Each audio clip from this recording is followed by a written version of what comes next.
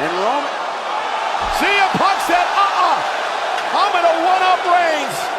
Are you kidding me? I knew it! I knew it! That won't sit well with Roman Reigns as CM Punk enters his first ever War Games match.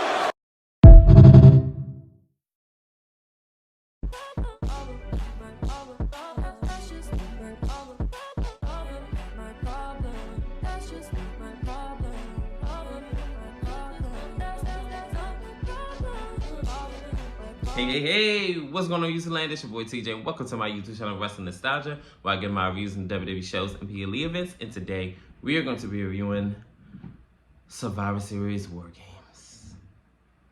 As we all know, and you should know by how I just did that, this is my least favorite PLE event.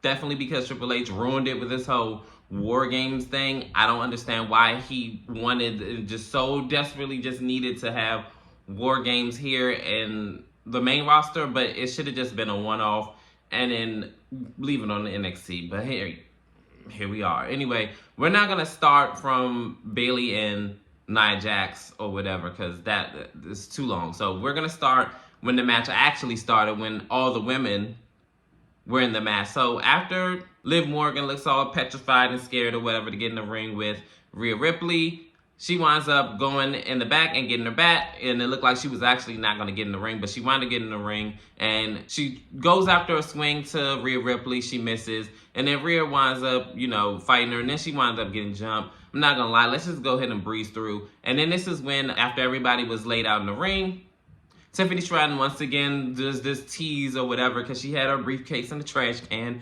and it looked like she's going to tease the cash in on either Nia Jax or Liv Morgan, who's both the women's champions. So this is when Raquel Rodriguez wound up saying, oh, what are you doing? What are you doing? So push kind of shove, just go ahead and fast forward. Rhea Ripley winds up doing the riptide on the top rope through the table on Liv Morgan, and 1, 2, 3, Rhea Ripley finally gets her revenge on Liv Morgan and picks up a victory over the women's champion. So I already know that, she's going to get the title back. So let's just go ahead and get it over with and have her win back her women's championship again, because child. And please don't make it a long, abysmal title reign, because honestly, she just, I don't know what it is. She's just not it. But anyways, we're going to see the rest of this PLE event is going to take us, because so far I'm not impressed of the opening bell.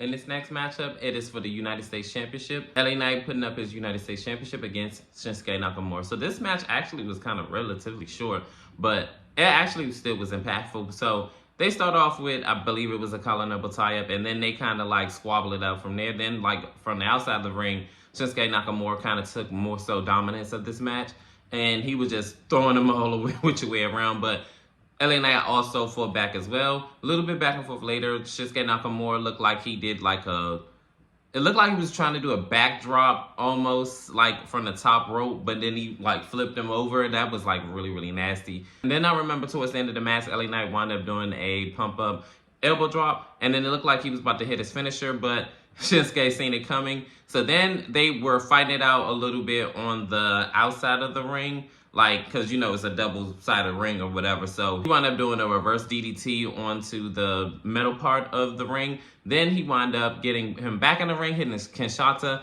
and then 1, 2, 3, Shinsuke Nakamura is a 3-time WWE United States champion. So a new champion was crowned, and I did not see that coming. But with the way that they were booking Shinsuke, I'm not really that surprised, but kind of am.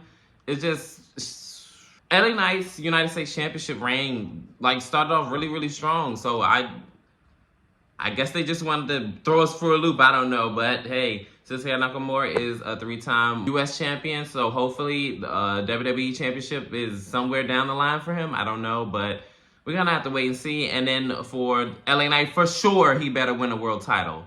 For sure, LA Knight, heavy on LA Knight, but we have to wait and see. In this next matchup, it is a triple threat match for the Intercontinental Championship. It is Braun Breaker, the champion, versus Sheamus and Liquid Kaiser. So in this matchup, I'm going to keep it short and sweet. They all got their little big moves in. They were all beating up on each other.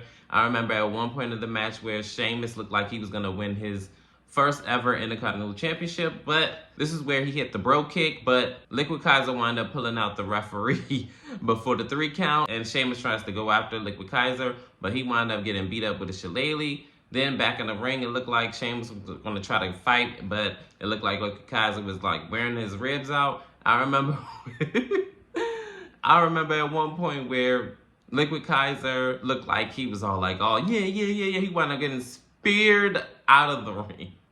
And then Braun Breaker wound up spearing Sheamus, and he already had bruised ribs, so there was no way for him to kick out. 1, 2, 3. Braun Breaker wound up retaining his Intercontinental Championship. So this match actually was pretty decent.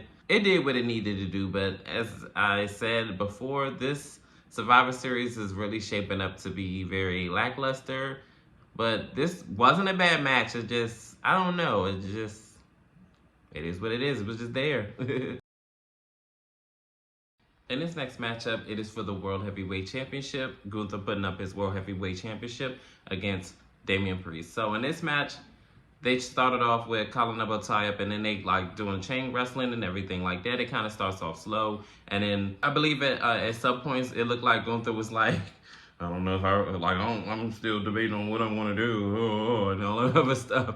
But a good majority of this match, for us, like the first couple of 2-3 minutes, it was just nothing but just kind of doing that whole thing and doing a little Kim challenge type shit. But then after a while, Damian Priest kind of took dominance of this match, and it had Gunther like railing on the ropes and everything like that. But then somehow, Damian Priest wound up getting his arm hurt or whatever, and then Gunther just took advantage of it. He wound up kicking it and just like submission holds and everything like that. And then this is when Gunther took dominance over this match for a good majority of it. In certain parts, Damian Priest wound up fighting back. I remember at one point when he tried to do the choke slam, Gunther wound up blocking it, and then he chopped him, and then he wound up chopping him back and did try to do it again. But I think it still didn't work. I think he did like a choke into a power bomb, but then Damian Priest wound up kicking out. A little bit back and forth later, this is when Finn Balor wound up coming out after there was a spot where Damian Priest and Gunther were at the top rope, and then they wound up one falling out of the ring, one fall in the ring, and the referee was all like, hey, you okay? He was like, give me a second. So this is when Finn came out and did a double stomp. And then as the referee is about to eject Finn Balor out of the arena, this is when Gunther wound up coming on the other side and drop kicking.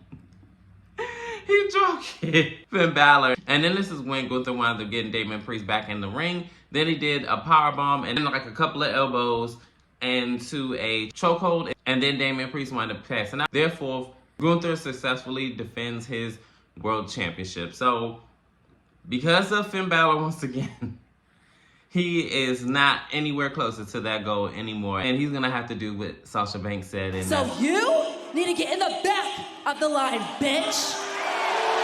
So we're going to see where this storyline is going to go. I'm pretty sure that Finn Balor is now entangled again with Damian Priest with this storyline. I'm guessing, if I had a guess, it's going to be a WrestleMania program, like leading up to WrestleMania. I'm pretty sure that's the plan that they're booking for. So I don't know about it, honestly. But we're just going to have to wait and see what's going to happen. And finally, we are here at the main event, the men's War Game match. OG Bloodline versus the original Bloodline. So this match starts off with Jey Uso versus Tama Tonga. But like I said, we're not going to go the whole play-by-play with who came in first and last and all that. We're going to start it off where the match actually starts and begins, is when they all were in the ring. And this is where Solo wound up locking the cage when Roman's turn was to, finally officially start the match because he entered last and stuff. But he locked the cage up, and then this is when Roman wound up climbing the cage and fighting his way into it. So then he wound up doing a big dive splash or whatever, and then lays them all out. This is where the matchup begins after everybody is up. So then they wind up hitting their moves and everything like that. I'm gonna just go ahead and skip on to towards the end, where Jacob Fatu wound up eating 1D by the Usos. And after this is where, I forgot which Uso it was. I think it was Jimmy Uso. He wound up doing a big splash through the table on to Jacob Fatu. And as everybody is just laid out. Oh, and another thing. Bronson Reed wound up going through the table as well, trying to do a big tsunami splash onto Roman Reigns, and he misses thanks to CM Punk, the one that he hates so much, because I remember at one point where they got in each other's faces and it looked like they were going to break down and everything like that. And I'm like, come on, Roman, get your ego in check. Like, come on, bruh. Like, chill out. So, push kind of shove, as everybody is laid out. Solo wound up being the only one in the ring. He wound up taking everybody's big moves until Roman Reigns wound up hitting the spear. And then 1, 2, 3, the OG Bloodline wins the War Games match.